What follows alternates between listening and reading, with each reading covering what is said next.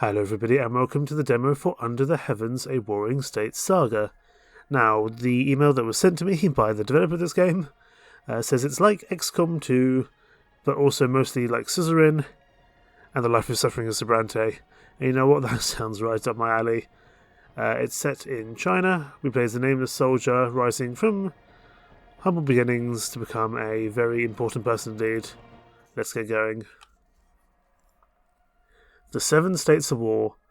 Borders don't exist anymore, not really, just blood-soaked ground that changes hands every season. Few people know the name of the court they now belong to, and fewer care. River valleys, mountain passes, land men die for without ever knowing why. Armies cross the plains, and the plains stop yielding grain. Rivers run slow with what washes down from the upstream camps. Every year, some new general's name spreads like wildfire. He'll end the war, they say. He'll unify the realm. Every year, the earth swallows him whole. The scribes keep writing. They are paid to. The histories they produce will be read by men who are not there, and those men will argue about which king was the first to cross which line. Every triumph here only shapes the next ruin.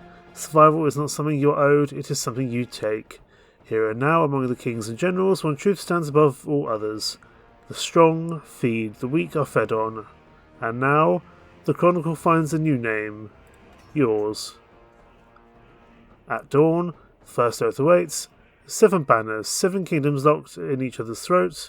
No one knows which will stand when the dust settles. Choose a kingdom to learn more before you swear. Keen here looks like quite a big kingdom. I'm going to actually butcher all this pronunciation. I apologise in advance. I'm going to have a look at Key because I like it being kind of off in the corner. Key has coastlines, sold to merchants. This war is often fought by people who are paid well to do so. This works until it doesn't. So mercenaries, I'd imagine. Key tenders awareness, adaptability, and understanding the field before committing to it. I like that. Let's just have a look at Yan, maybe. Because I like things in corners. Isolated in the far north, cut off, outmatched, yet still standing through stubborn defiance and necessity. Yan favours unpredictability, manoeuvre, and survival through adaptation. I think we'll go for Key here. Awareness and adaptability I think is important. So unity and scouting goes up. Press the map to open the map scroll and view the current borders of the warring states at any time.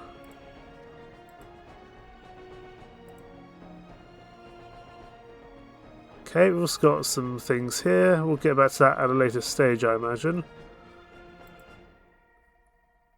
There's a lot of things we'll have to learn about. So yeah, Key doesn't appear to be at war with anyone for the moment. That might change. Rich coastal cities, eastern trade routes, they think gold can outlast steel. Maybe they're right. The oath is sealed to Key. There is no ceremony beyond this, no witness but the war itself. From this moment on, your victories and your failures will carry its name. Your father defined your life, what trade forged the hands that reach for a weapon. Choose a path to understand it before you decide. I think we're going to be a war orphan. I think we're not going to look at what skills it gives us, we're just going to go for it. We're going to be a war orphan. You had no inheritance, no name to carry, only what you learned to survive. You survive by noticing what others miss. So defensiveness and compassion goes up. You are a war orphan, taken in by a minor house. You did service at a young age. You learned to watch, to listen, to survive. When the house fell, no one protected you. You lived because you saw it coming. You understand now. By the time a house falls, the ones who lived through it have been watching the cracks for weeks. Your story begins in the traces left by an orphan, shaped with quiet resilience and the ability to read the mood of others. There is no changing where you came from, only what you make of it now. Steel defines fate. Most soldiers are handed a spear and told to hold the line. That is how armies survive. But before this you held something else. It wasn't long enough to master it, just enough to know how it answers your hand. Each weapon serves the same purpose, each leaves its mark in a different way. Choose a weapon to understand it before you decide. A sword, spear, bow, glove, glaive or mace. I've always loved bow characters. I play as a bowman in most games when I can. We're going with the bow, regardless of what it gives us. Patience, precision and distance. The bow rewards calm judgment, and the discipline to strike only when the moment is right. The archer's problem is never aim, it is choosing who to shoot. Cunning, scouting it up. You claim the bow, its weight rests in your hands, carrying the mark of a calm mind that strikes from afar and chooses its moment. From this moment on, your hands will learn its language, and it will learn yours. Enter your name into the chronicle.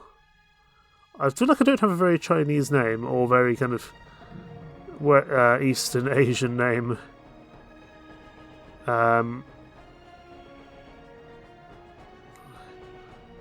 mean, if I'm playing as a Chinese soldier, I can't go for something like Montgomery, which is what I used my life in suffering a Brante playthrough. I was going to go for something like one of the other kingdoms. We've gone for the key kingdom, so let's go for Qian. It's probably horrendous and probably insulting many people, but we're going to go with Qian here. Your oath is sealed, and the chronicle awaits Qian. 7 banners, each one carries the weight to command. The first banner belongs to the Supreme Commander, Lian Sheng, the Shadow Chancellor. A force carved from the spine of Qi, tempered in wars that broke entire kingdoms. When Liang Sheng speaks, courts fall silent. When Liang Sheng moves, borders shift. Veterans who survived 30 battles will tell you the same thing. The Supreme Commander doesn't fight wars, the Supreme Commander reshapes the world. Besides this colossus stands the great generals, figures whose shadows alone have broken sieges and emptied walls. Yi Liang, or Yi Jiang even, the Fire Ox strategist, a commander whose presence on the field tilts battles before the first blade is drawn. Enemy generals see his banner and reconsider their strategies. Allied soldiers see it and fight like they're immortal. This is leadership perfected. You have Jin Yuan, the young tiger. He is the blade in the dark, precise, devastating, impossible to predict. Entire campaigns have turned on a single order, spoken once. To stand in his command is to learn that war is a language, and this general speaks it fluently. And I'll get rid of this. Press the J Dragon to open the High Command scroll. Get to that in a second. Beneath them, the generals hold the realm together, guardians of the passes, rivers, and borders where common soldiers die by the thousands. Kai Feng, the stoic engineer. Go Liang, the night owl. Zhao Shi, the mountain ghost. And Yu Yai, the immovable wall. Those are the officers who transform orders into victory, who hold formations when everything screams to break and run. The names appear in battlefield reports stained with blood and mud. Soldiers pray to reach their standards, enemies pray to avoid them. These are the titans whose under banners you will march. Their names are a legend.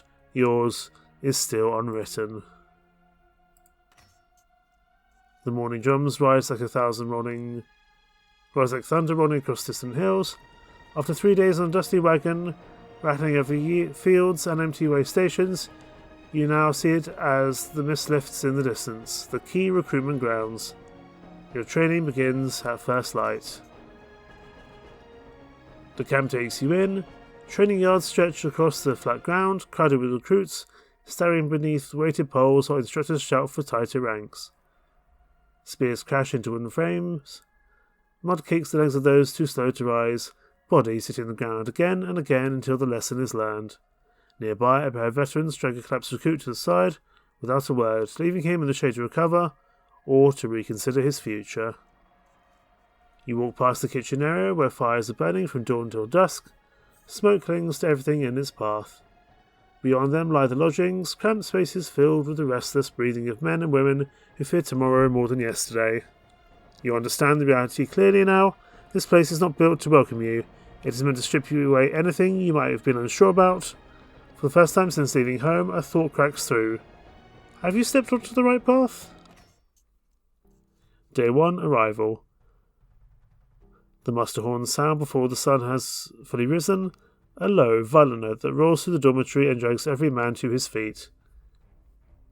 Recruits stumble into the hallways, rushing to grab their gear and get ready. They run to the training yards, bumping each other in tight spaces. One recruit almost gets trampled. finds himself quickly regaining his footing. The others don't even look back. They're already moving forward, following the sound of the horns and the crowd. You do not know what the protocol is, so you follow the only rule that seems clear. Move when everyone else moves. Cold air meets you outside. The yard is already filling with bodies trying to arrange themselves into something resembling order. You take a place in a loose line beside 4 strangers. No one looks certain, and hands adjust grips. Feet shift restlessly in the dirt. A few older soldiers move through the ranks, creating posture with quiet efficiency. Then the murmurs begin to fade. Choices shape who you become. Your future and your units responds not to single decisions, but to patterns. 100-man Captain Liang stands at the edge of the yard. His face gives nothing away. He offers no greeting, no explanation. He simply calls out, "Lines of 5, forward march." Everyone starts moving as a group. You step forward with the others, but your line immediately begins to drift. The man to your left walks too wide. The one ahead shortens his stride. Someone in the rear nearly collides into you. Across the yard, the veterans move with clean precision. Their spacing exact, their rhythm unbroken. Your section lags behind. How do you move? Hold steady, let them match your pace. Correct them, force the line straight, or study the veterans and adapt. We're going to study the veterans. We'll learn from the best. Outcomes are resolved by a role influenced by your traits, officers, preparation, and more. Your odds improve as you ride from nobody to somebody. Instead of forcing your section, you watch the veterans across the yard. You mirror their stride, their posture, their pacing, and allow your line to recalibrate around you. The yard fills with the sound of marching feet as the instructor Liang steps into the formation, his silence weighing heavier than any shouted command. I don't know what our pass mark is, it's probably not 7. You keep your footing, but the line never settles into clean rhythm. Spacing wavers, adjustments came too late. The man to your left drifts, and you correct only after the damage is visible. Captain Liang slows as he passes your section. "This is your first day," he says without raising his voice. "Otherwise you'd be scrubbing latrines." He moves on. The march continues. So we have our own skills here, I believe. So we're good at scouting. We're decent at cunning and unity. And it seems like we can get other soldiers to go under us, but that won't be just yet. You spend the evening watching the recruits who got it right, studying their movements. The others slept, you didn't. Before the sun clears the horizon, the yard is already alive. Training posts ring as recruits strike scarred wood with blunted weapons. The sounds echoing from countless blows before them. Rows of weighted dummies stand rigid in the dirt. Recruits flood into position as instructors move through the lines, wooden rods ready to correct a lazy stance. Each strike must land clean. One mistake and you will feel pain. Press the red seal to open the chronicle scroll and review your actions, how your actions are being recorded. So that's just our background. I'm guessing this will be under recorded deeds and appointments. But we don't have anything yet because we've just started. The air shakes with impact, spears thud, swords slam. The ground vibrates beneath the body, still learning how to move as extensions of steel. Sweat drips into the dust. Arms fail, grips slip. No one is allowed to stop. The drill demands endurance and will. Your turn comes. At first the bloody weapon feels heavier than it probably should. How would you face the drill? Well, I wanted to watch and learn before. It didn't go very well. We're defensive, we're cunning, and we're compassionate. We don't have much discipline, though. Something defensive and cunning. Matches rhythm, perfect control. We'll try that one. You fall into the cadence of the strikes, each blow echoing the instructor's perfect rhythm. Control steadies your grip.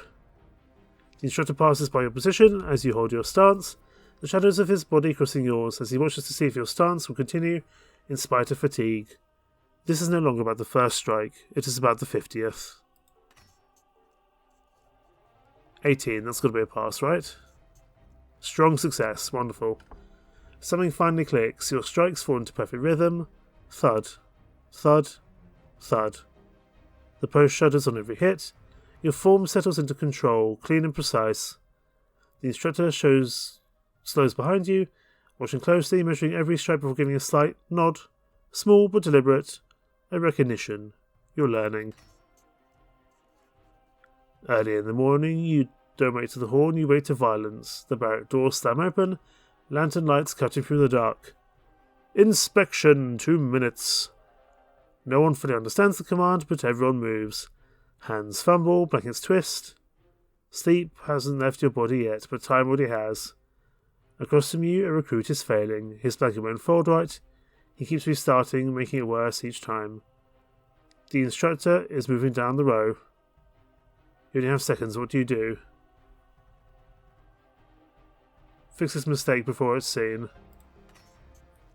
Defensive and compassionate. You step in fast. Your hands are steady when his are not. You fold the blanket with clean precision, creating the angles and smoothing wrinkles before the instructor can see. The fold snaps into place just before the instructor arrives. He exhales like he's been drowning. You're already back in position. The instructor reaches your row. He stops, his eyes look your way, then moves on. Not everyone is as fortunate. The inspection passes like a storm. No one speaks after the horror of the inspection, they just prepare for the rest of the day quietly. Day 3, breaking point. Yesterday's performance has left its mark. You now have the instructor's attention. The other recruits notice. Was it skill or luck? The horns sound long before dawn. Every recruit in your barracks is already awake. No one slept properly after the inspection. Packs are thrown onto shoulders so quickly that the straps bite before you can adjust them. It is way too heavy for bodies that have not yet been tested. Now the instructors offer any mercy. Form ranks. Move. The march begins without ceremony. You cross uneven ground, slick with morning frost, and mud clings to your boots. Loose stones twist ankles, the lines stretch out in front of you, snaking like an injured snake over the rolling hills. With each step, the weight of the pack gets heavier. It seems like the earth itself is trying to drag you under.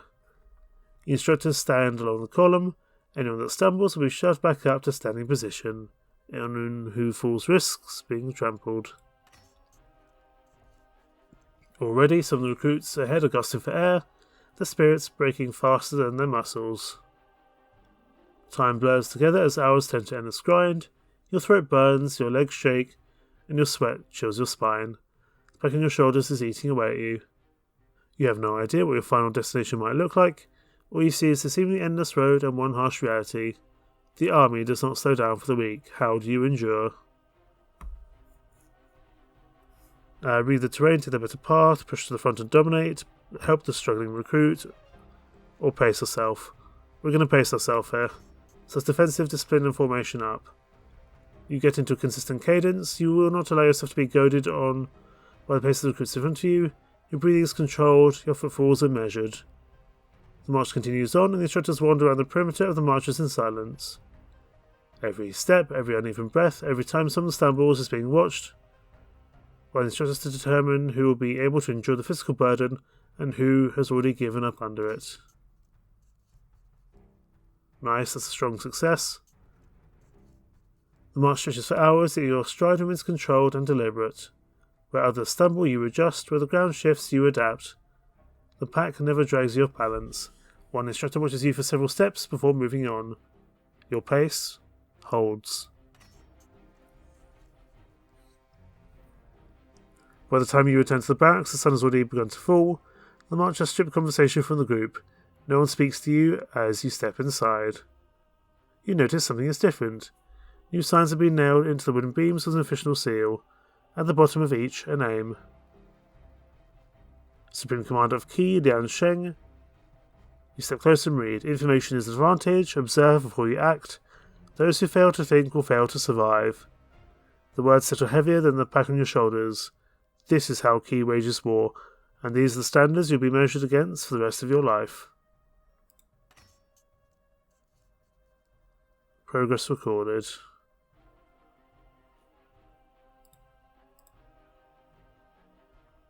Still no recorded deeds and appointments, but we're starting to get some good stats here. We're not particularly aggressive, we're not very good at flanking or pressure, but we're doing better in some of the other bits, that's for sure. Yesterday's march revealed something. When others faltered, your body found reserves you didn't know existed. The instructor's gaze lingered over you with an air of recognition, of potential. Now you move through the morning with dangerous clarity, understanding for the first time that you might actually belong here. But belonging means the standards just got higher. By midday, the yard hums with a harsh, uneven rhythm.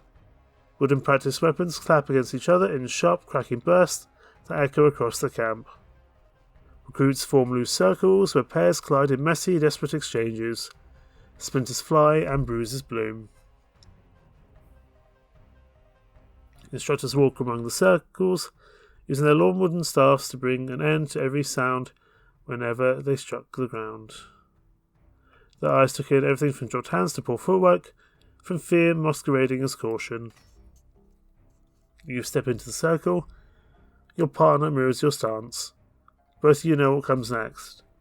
The pressure falls on your shoulders. It's the first time you'll strike another person with intent, even if the wood is blunted. No one here is an enemy, yet every blow still lands with the force of survival. Your sparring partner steps forward, their hands are shaking, and so are yours. The instructor raises his staff. Begin. How do you approach the spar?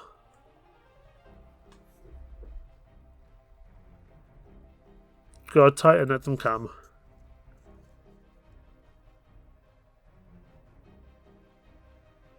You tighten your guard, letting the other recruits at the pace. Each block is deliberate even.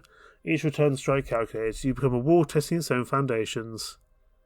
The clash of wood echoes across the yard. Your muscles remember days of punishment. Your partner's eyes are wide with the same exhaustion you feel in every fibre of your body. Then, a horn. The alarm horn. Every single recruit instantly stops swinging their weapon. Wooden weapons hang in the air like questions no one knows how to answer.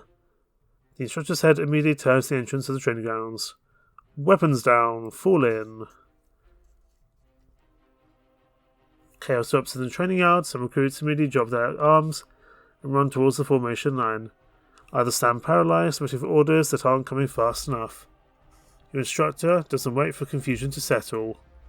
Border aid, he yells. Enemies have breached our perimeter fence. All capable recruits to the south wall. Move. At first the recruits can't understand what he means by border aid. Now, during training, it takes a few moments, eventually clicks into place. This is no drill. Around you, recruits are stumbling over their own feet.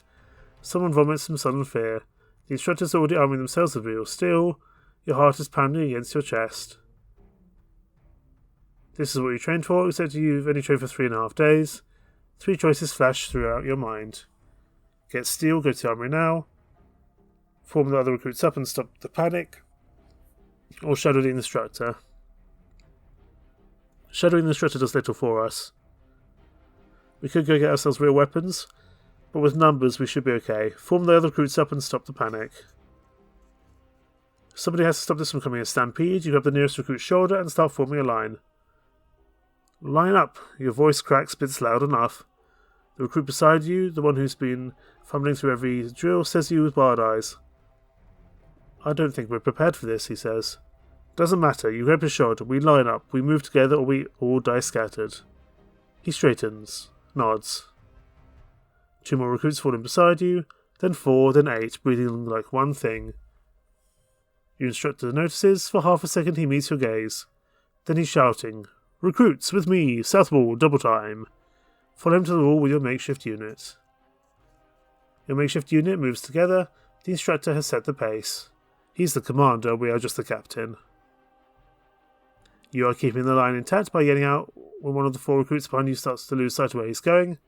They follow you in a rough but steady formation. The south wall rises ahead. You reach the south wall. The scene is smaller than you expected, which somehow makes it worse. This is not an army, maybe 30 raiders, like cavalry moving fast and already pulling back after torching out a supply shed. Smoke rises in a black pillar. The camp's veteran garrison is already responding, shields up, archers knocking arrows. The raiders wheel their horses, testing for weakness. looking for an opening that isn't there. This isn't a full assault. It's a raid, a probe, a message. They're measuring you. 100-band Captain Liang surveys his defences from atop the wall. His eyes sweep the raiders, then swoop to the green recruits now clutching weapons they barely know how to hold. He makes a decision. Recruits, hold this wall, he says. Veterans with me, we're running them down before they report back. Wait, he's leaving you here. 30 recruits, maybe 10 who failed a weapon for more than 4 days. Against the possibility that the raiders aren't retreating, that this is a bait, that there are more coming. The veterans pour off the wall, mounting horses, forming pursuit. The thunders of hoof fades. Everything settles, and the rest of the camp feels very far away. You are holding the wall now. One of the recruits beside you whispers, "Did they really leave us here? What if more come?" The sun beats down, smoke is rising in the air. The wall is yours, and no one has come to save you if it goes wrong. We hold, that's the order. You respond with a tone that is factual, neutral, and does not give anyone reason to question your orders. The recruit next to you takes a moment to swallow hard and nods in response. He tightens his grip on his spear. The line settles, present and holding.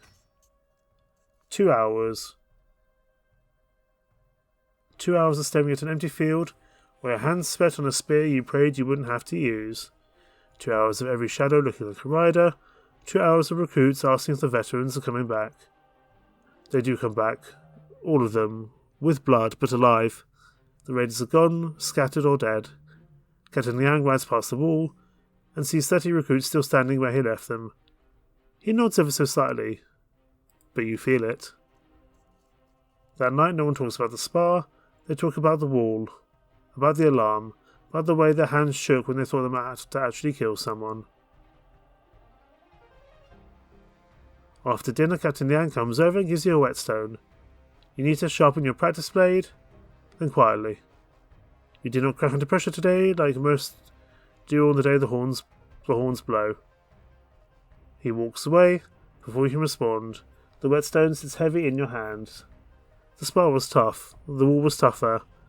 However, you are still here, and being here is something to take pride in. Tomorrow, training continues. Every muscle protests from yesterday's brutal spar, but you gave as good as you got. You can take it. The question is, can you take it again? The instructors take the recruits further from the front gate of the main yard, through rows of tents and the fires burning early into the day, onto mixed ground that's been worn down by years of marching soldiers. Trees are scattered about the land at random intervals. Tall blades of grass wave back and forth with each gust of wind as you follow dirt pathways that twist sharply into unexpected low points and hills.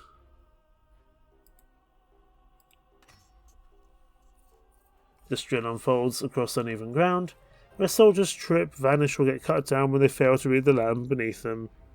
The recruits fan out in all directions in a large semicircle. The smell of wet dirt and crushed pine needles fill the air.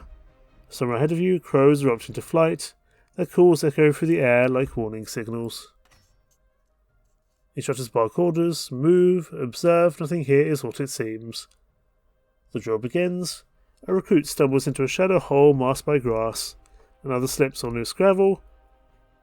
Farther ahead, a pair weaves between trees and vanish briefly over a hidden ridge. The ground is a trap for the careless. Your own lane stretches into shadows and sunlight, a shifting pattern of hazards waiting to catch you off guard. How do you navigate the terrain? We're going to read the ground and anticipate danger. You read the earth like a whispered map. Grass patterns, soil colour, and the angle of roots guide your steps. Every danger feels a breath slower than your instincts. The instructors watch from higher ground, arms folded, their gaze sweeping across the shifting field. Every stumble is marked, every clean adjustment is noted. The land shows how you are careless, much quicker than any enemy. Oh, that's a bad fail. Critical failure. The ground deceives you completely. What looks like solid ground turns out to be a hole. You go down into it. Your weapon comes out of your grip with dirt in your mouth. And the instructor yells through the trees. In battle, that is where you die. You get to your feet again, dirt still in your mouth. Everybody saw. Not good. Dirt is staying in your mouth from yesterday, or it feels like it is. You spent the night going over every misstep in your head. The grass patterns you didn't read, the soul gave out on you. The others slept and you didn't. You know the ground now. Whether your body can use that knowledge is a different question. The air in the training yard has an edge to it this morning. Recruits gather in a wide circle while instructors drag crates, wooden barricades, and painted banners into position. The ground becomes a crude version of a battlefield. Choke points, cover, narrow lanes where a man can panic. No one speaks. Even the most talkative recruits fall silent. The captain steps forward. His armour is worn. He looks at the recruits without hurry. This is a battlefield. Treat it as such. He signals and the drill begins. Instructors strike shields to mimic enemy charges. Painted arrows whistle in from hidden archers. Recruits scatter, collide, shout warnings, or freeze where they stand. The officers watch from the edge, arms folded. No one is issuing orders. The entire test is about you, and how you are when orders vanish, and only instinct remains. Ahead of you, a recruit chips in a barricade. To your left, another man is running without knowing where to. Behind you, pointed arrows are hitting dirt. A gap opens in the line. What rises in you at the moment? Step through, charge, or take the gap. No, take the gap, form a hold. Defensive unity formation. You move to the gap and plant yourself in it. A couple of other recruits gather behind you once they see you holding there. The captain's hand rises and the battlefield illusion dissolves into silence. The dust has not yet settled when the officers begin their inspection, walking between recruits as if counting survivors after a real clash. Their tensions stop on you. Ooh, 7's not good. It's not enough. You see the opening, but you hesitate a breath too long. By the time you move, the moment has already shifted. A recruit beside you absorbs the pressure you should have taken. An instructor notes it with a curt shake of his head. You acted, just not fast enough. Low noise of people settling in, boots stacked near tents, armour straps loosened. Someone hums a tune you don't know, and stops halfway through. Nearby, 2 recruits sit on overturned crates, rubbing salve into bruised shoulders. I hear the real unit drills don't start for another month, one of them says. The other snorts. Good. Gives me time to stop shaking every time someone yells. A pause. Think they'll move us to the eastern yard after this? Probably. That's where they keep the ones who don't wash out. The conversation drifts, and some of the recruits are complaining about sleep. Others talk about how long it will take before the body stops hurting all the time. The fires burn low. The camp falls into a quiet that suggests routine, repetition, and weeks of the same waiting ahead. For the first time since arriving, it feels like this might actually become normal. Day 7. Necessity. Your body moved clearly yesterday, but late. With action behind where it needed to be, you can feel where the hesitation sat. You worked through the night, trying to move without thinking it through first. Your muscles are sore in places they haven't been sore before. It's morning. You do not yet know if it was enough. The shouting begins before the sun rises. The sounds are sharp, carrying a fear that has no place in training. Recruits spill from tents, some run, and some freeze.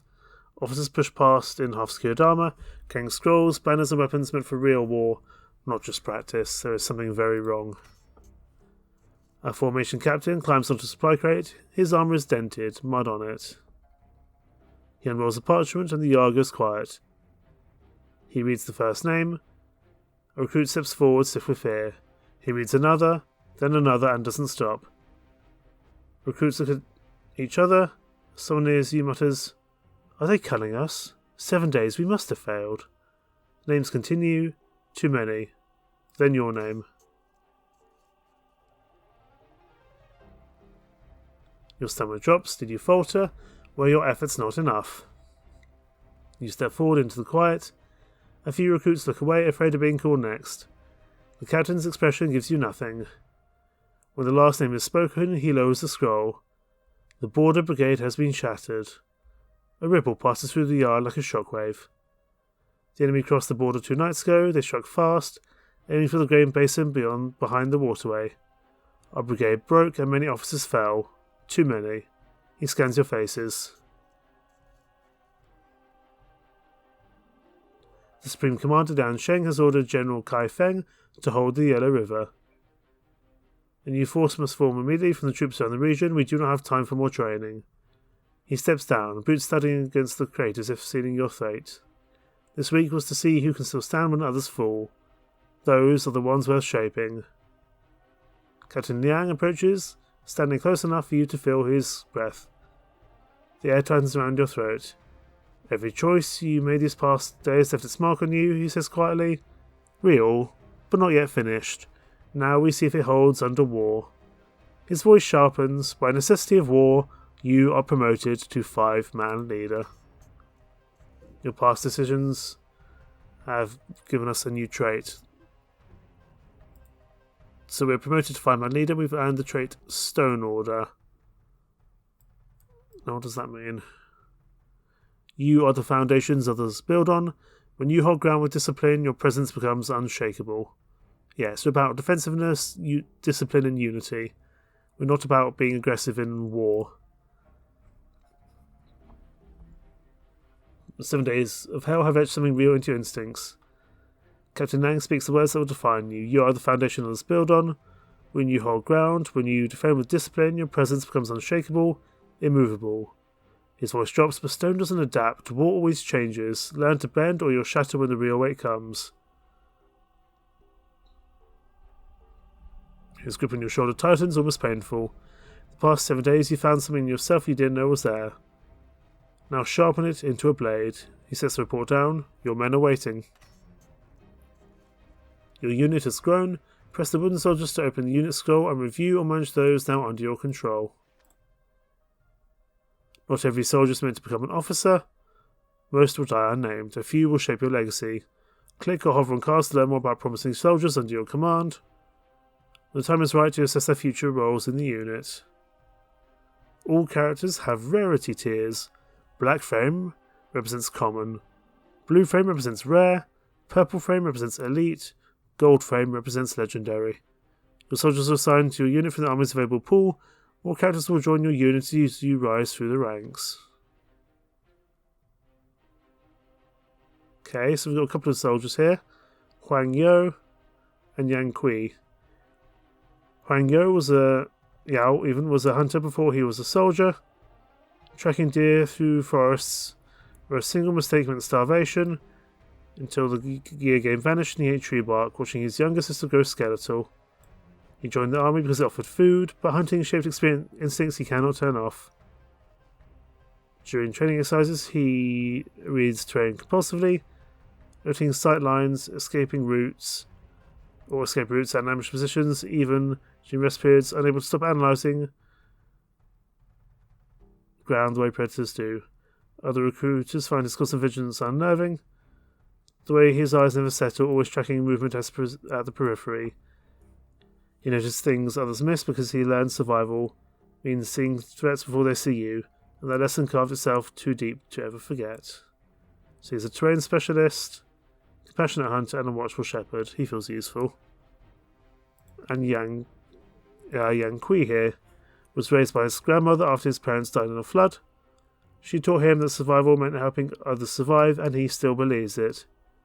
During training, he positioned himself to cover slow recruits during exercises, took blows meant for others during sparring, and volunteered to lead charges when instructors asked for examples. His aggression comes from protection rather than rage, and the men who train alongside him already trust in ways that will matter when blades are real. So he's an adaptive survivor, he's a fierce protector, and he's a guiding shadow. And we've got quite a few different roles here by the looks of things.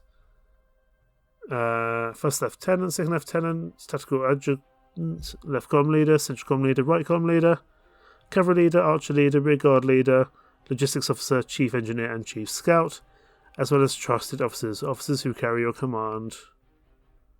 Okay, we won't promote anyone just yet. We may do in the future. The camp transforms in minutes. Drums beat evacuation orders. Armor is thrown from crates. A junior logistics officer pushes through the chaos and shoves a bundle into your arms. Your first file. 4 names, 4 faces you recognise from the yard. One with sharp eyes, the ones instructors watch too closely. One steady, quiet, always where he needed to be. Two others stiff with fear, pretending it isn't there. They're yours now, the officer says. Keep them alive long enough, and they might earn names worth remembering. He turns away mid-sentence, already shouting at someone else. You face the 4 recruits, they stand unevenly. One is too far forward and one hangs back. One avoids your eyes entirely. Huang Yo, he's the hunter, studies you instead of the marching columns. They made you 5-man leader, he says carefully. Why? Question carries no accusation. It weighs you. The one who spoke too fast adds, we all survived the week, so what did you do differently? Yang Kui says nothing. He's watching you answer more than the others. So, because I gave my all, but I feel like that doesn't matter. You think I asked this, we could be humble.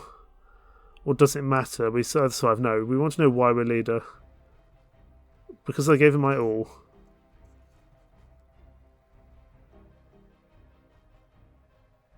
You hold Huang Yao's gaze without blinking. I don't know why, you say, but I will keep us breathing. The fast talker looks away first. The quiet one nods once. No one smiles.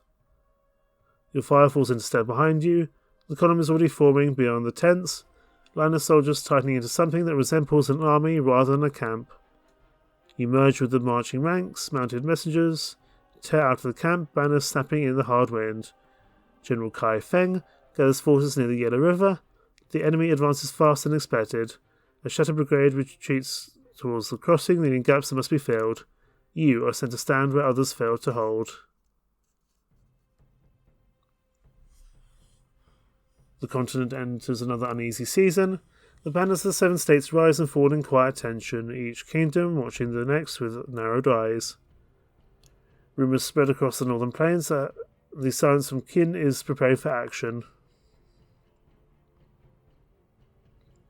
The armies have withdrawn from border skirmishes, and their forges burn hotter than before.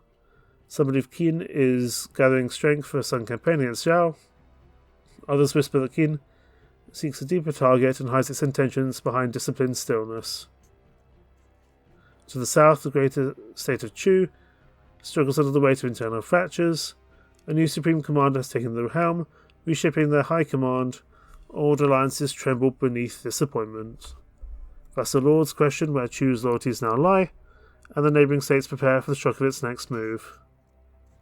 In the west, Wei and Han trade blows across disputed farmland. Neither gains ground. Both strain their treasuries and empty their armories in a struggle that drains them more than their rivals. Along the northern coast, Yan gathers forces in secret. Spies report increased troop movements and unfamiliar banners rising in their camps. No one knows their aim.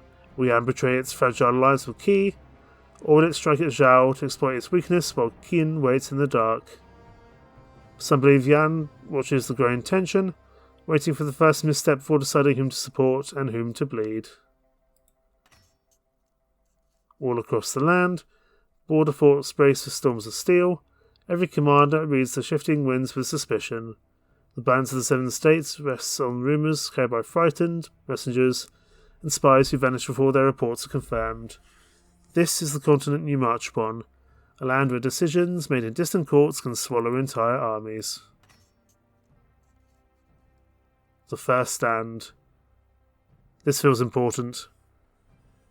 We are going to call things apart there, which might seem a bit silly, but we will continue this in 3 days' time, because I'm really enjoying this, and I love being able to create my own story. I love being able to have kind of officers. I love being able to have soldiers under my command, and I think this does this very well, and I think we've only just scratched the surface, and I'd like to scratch the surface of this even more. So yes, more to come soon indeed. In the meantime, thank you so much for watching. Take care. Bye bye.